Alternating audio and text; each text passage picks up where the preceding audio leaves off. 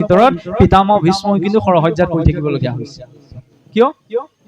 দুৰ্যোধনৰ পাপ নখালে ন, এটুপ ৰক্ত যেতিয়ালৈকে ওলাই যায় শেষ হোৱা নাই তেতিয়ালৈকে পিতামহ ভীষ্মৰ শৰীৰ এৰা নাই, সেইটো এটা কাৰণ। দ্বিতীয়তে তেওঁ উত্তৰায়ণ কাললৈ বাট চাইছিল, সেইটো এটা কাৰণ। চতুৰ্থটি কাৰণ কি? পিতামহ ভীষ্মৰ পূৰ্ব জন্মত এদিন বোলে মৰা সাপ এডালক ধৰি পেলাই কাঁইটীয়া গছলৈ দলিয়াই দিছিল, তাতে সি ধৰফৰাই মৰিব লগা হ'ল। সেইকাৰণেই পিতামহ ভীষ্মৰ বাবে সৰহজ্জা। পিতামহ ভীষ্ম যেন এজন শ্ৰেষ্ঠ বৈষ্ণৱ কৰ্মৰ পৰা হাত সাৰিব পৰা নাই, আমি কেনেকে হাত সাৰি যাম? সেই সাপডালক কাঁইটীয়া গছত পেলাই। এতিয়া ভক্ষৰ ক্ষেত্ৰত কি কব?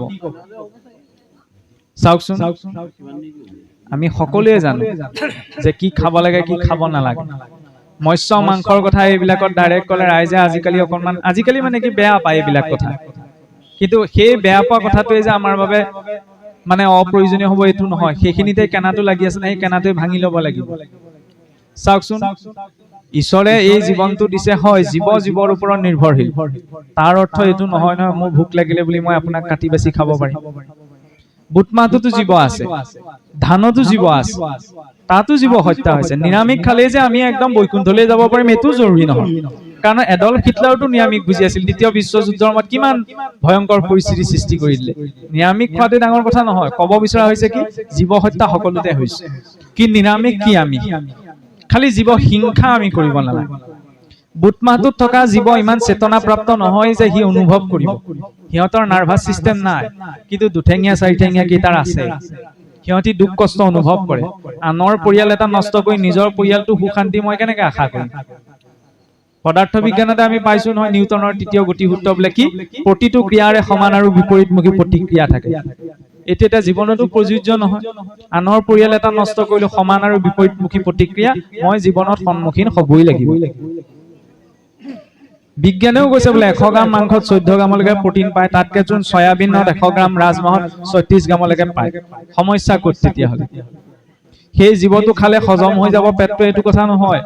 তাক বধ কৰাৰ আগমুহূৰ্তত তাৰ যিটো খংভাৱ সৃষ্টি হৈছিল, ক্ৰূৰতাৰ ভাৱ আহিছিল, তেতিয়া সিহঁতৰ শৰীৰতো কিছুমান বেয়া ৰসায়ন নিৰ্গত হয় ন, এণ্ডটক্সিন, সেইবিলাক নিৰ্গত হৈ কলৈ যায়? সিহঁতৰ শৰীৰতে থাকে। তাকে আনি যেতিয়া খাবহি, খোৱাৰ লগে লগে এখিনি যেনিবা হজম কৰি দিলে পেটটো, সেই ক্ৰূৰতাৰ ভাৱটো, সেই ভয়টো, সেই খং ভাৱটো আঁতৰি যাব জানো? ভিতৰত থাকি যাব। তাৰ জৰিয়তে এদিন নহয় এদিন অসুৰত্ব প্ৰকাশ পাব। সেইবাবে ভক্ষত গুৰুত্বতা দিবলৈ কৈছে। এই বোলে এজনে নাখালে কি হ'ব, বাকী গোটেইসকলে খাই থাকে, এনেকে কিছুসকলে কয় নহয়। সেইকাৰণে গোটেইকেইটা দিশ চুই দিছো আৰু যিমান ঢুকি পাইছো। এজনে নাখালেও বহুতখিনি হ'ব। এজন মানুহে, মই কৈছো বুলি মানি নলব, সকলোৰে হাতত আজিকালি এটা স্মাৰ্টফোন আছে। নিজে চাৰ্চ কৰি চাবচোন ৱাইল্ড লাইফৰ ৰিপৰ্টবিলাক। অসুৰবিলাক থাকোঁতেও পৃথিৱীৰ যিটো পৰিস্থিতি সৃষ্টি হোৱা নাছিল, আজি আমি মানুহে কৰি দিলো যোৱা 50 বছৰৰ ভিতৰত। বোলে কি অসুৰবিলাক থাকোঁতেও জানো আমি ক'ৰবাত পাইছো বোলে জীৱ বিলুপ্তি ঘটিছে, ক'ৰবাত কিবা প্ৰজাতি বিলুপ্তিৰ পথত। তেতিয়া এইবিলাক পৰিস্থিতি সৃষ্টি হোৱা নাছিলে। আমি মানুহে যোৱা 50 বছৰৰ ভিতৰত বোলে জংঘলত থকা 25% জীৱ বিলুপ্তিৰ পথত পঠাই দিলো। ধেমালি কথা নাই এইটো। তেতিয়াহ'লে কম দুৰ্ধম জীৱনে? এই জীৱটোৱে আকৌ মুক্তি বিচাৰি আহিছে ঈশ্বৰৰ ওচৰত। ঈশ্বৰে বাৰু এই দিবনে সহজে? সেইকাৰণে অন্তত কৰণীয়খিনিৰ প্ৰতি এজন ব্যক্তিয়ে যদি সপ্তাহত 4 দিনকে মাংস খায়, 40 বছৰ বয়সলৈকে 15,000 জীৱ হত্যা হয়।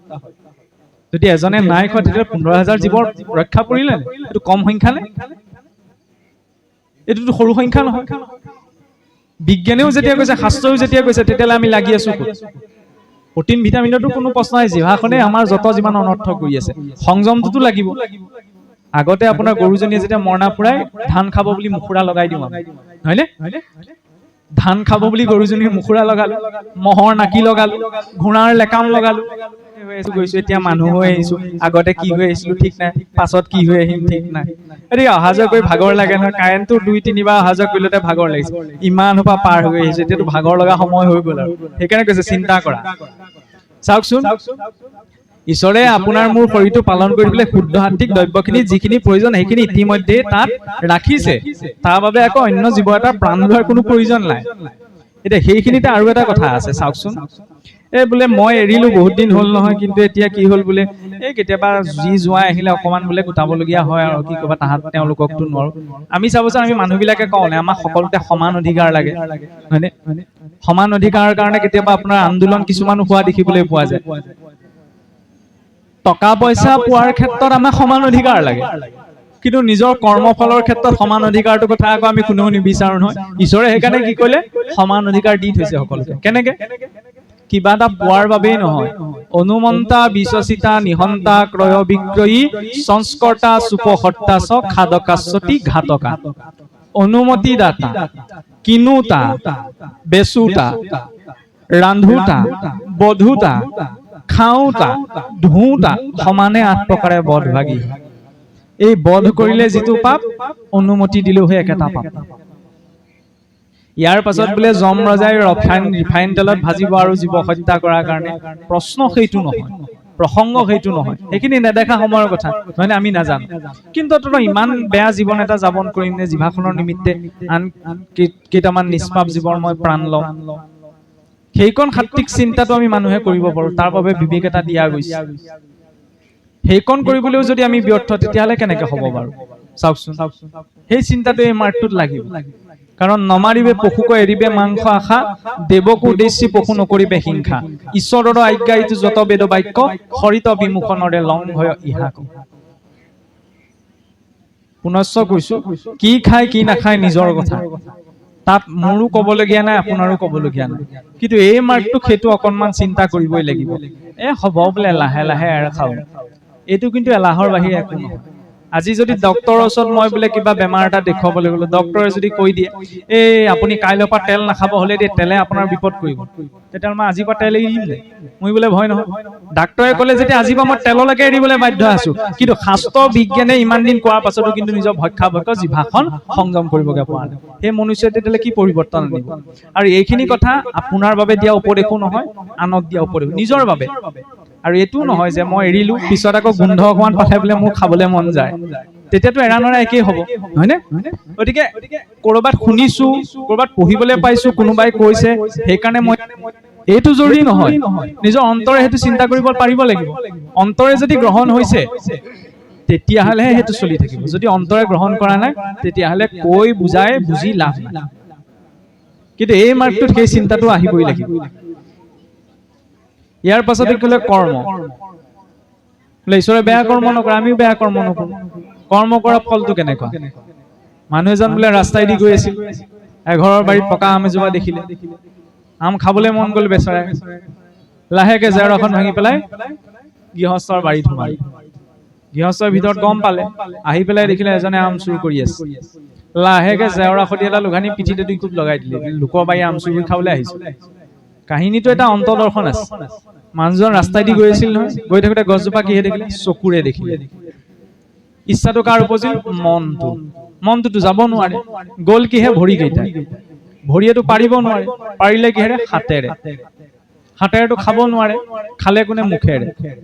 ৰাখিলে কোনে? পেটটোৱে। মাৰ খালে কোনে? পিঠিটোৱে। পিঠিটোৱেতো একো দুখ নাছিল, কিন্তু যেতিয়া পিঠিটোৰ মাৰটো পৰিল, চকু পানী ক'ৰ পৰা ওলালে? চকুৰ পৰা। আৰম্ভণি কোনে কৈছিল? কৰ্মটো চকুৱে। জীৱনত আমি ভাল বেয়া যি কৰ্ম কৰিছো, কৰ্মৰ ফলটো আমি ভুগিবই লাগিব। এইটো হৈছে কৰ্মৰ ধাৰা। দ্বিতীয়তে কি ক'লে? শৰণীয়াজনৰ বাবে ঈশ্বৰৰ প্ৰতিকূল কৰ্মখিনি বৰ্জন। বেয়া কথা, বেয়া খাদ্য, বেয়া কৰ্ম, এইখিনি ঈশ্বৰৰ প্ৰতিকূল হয়, এইখিনি আমি জীৱনৰ পৰা এৰাব লাগে। তৃতীয়তে কি ক'লে? ঈশ্বৰে যে একমাত্ৰ নিয়ন্ত্ৰক, সেই কথাটো বোলে মানিব লাগিব। ঈশ্বৰৰ নিয়ন্ত্ৰক কেনেকে মানি লম? আমি আনক নিয়ন্ত্ৰণ কৰিবলৈ যাওঁ, কিন্তু মই নিজক বিচাৰ কৰি চোৱা প্ৰয়োজন, মোৰ নিজৰ ওপৰত নিজৰ নিয়ন্ত্ৰণ আছে নে নাই? এই শৰীৰটোৰ মালিক হৈছে জীৱাত্মা, জীৱাত্মাৰ চাকৰ হৈছে ইন্দ্ৰিয়বিলাক, নহয়নে? এই শৰীৰটোত চাকৰৰ মতে মালিক চলি আছে নে এতিয়া মালিকৰ মতে চাকৰ চলি আছে? সেইটোহে লাগে মোক, মই সেইটোহে চাব লাগিব। মইতো জানো এইটো খাব নালাগে, হ'লেওতো মই সেইটোকে খাবলৈ গৈছো। মই জানো যে এইটো ক'বগে নালাগে, ভুলতে কৃষ্ণ বুলি নোলায়, কিন্তু ভুলতে আকৌ বেয়া মাতটো ওলাই নহয়। সমস্যা সেইখিনিতে এতিয়া। গতিকে নিজক যদি নিয়ন্ত্ৰণ কৰিব পৰা যায়, তেতিয়া অন্তৰত স্বাধীনতা আহে। আৰু যদি নিজৰ ইন্দ্ৰিয় সোপাৰ গোলামীয়ে মই কৰি থাকিব লগা হৈছে, ইয়াতকে আৰু পৰাধীনতাৰ পৰাকাষ্ঠা সংসাৰত একো নাই। বাহ্যিকত লাগিলে আমি যিমানেই স্বাধীনতা নাপাওঁ, নিজৰ ভিতৰত যদি মই নিজেই স্বাধীন নহয়, তেতিয়াহ'লে বাহ্যিকৰ স্বাধীনতাই মোক সেই স্থিৰতাটো দিব নোৱাৰে। নিয়ন্ত্ৰণকৰ্তা একমাত্ৰ ঈশ্বৰহে, কোনো কাৰো ইয়াত নিয়ন্ত্ৰক নহয়।